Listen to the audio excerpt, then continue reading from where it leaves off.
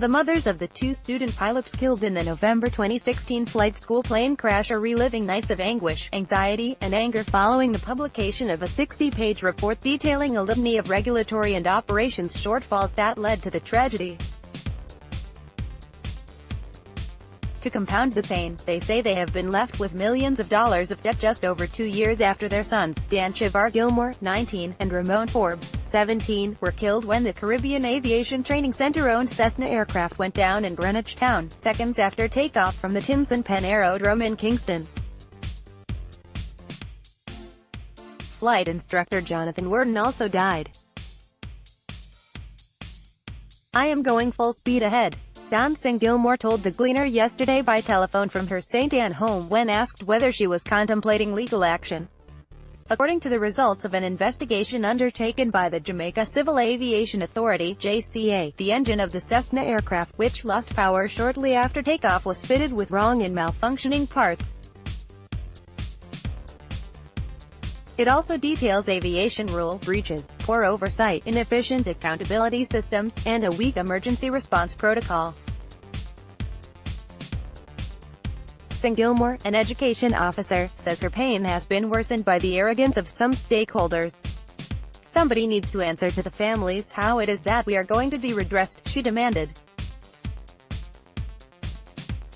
The educator said that outside of funeral expenses, pain, and suffering, she has also been incurring medical bills since the tragedy. "I have had to pay medical bills based on my emotional condition.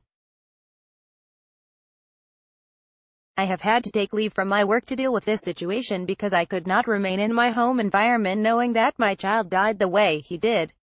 Now, who is going to pay for that?" she asked.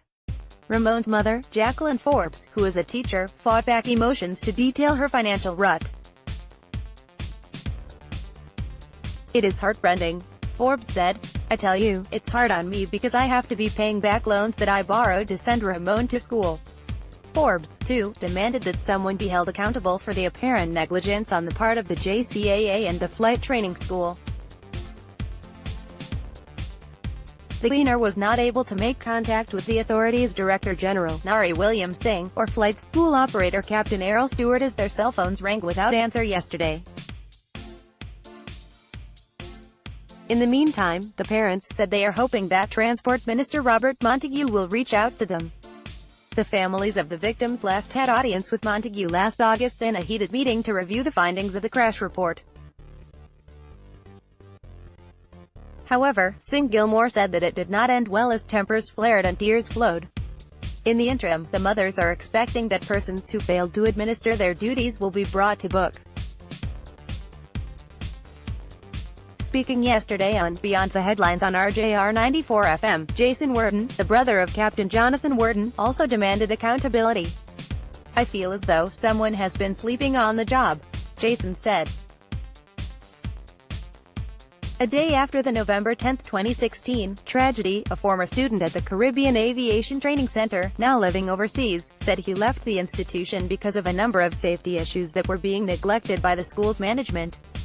He asked not to be named but said that planes were not being adequately serviced and that there were issues with insurance coverage. According to the student, there had been previous complaints about the same Cessna aircraft that crashed. He also said that there were management and administrative issues at the flight school. Damien.Mitchell@GleanerGym.com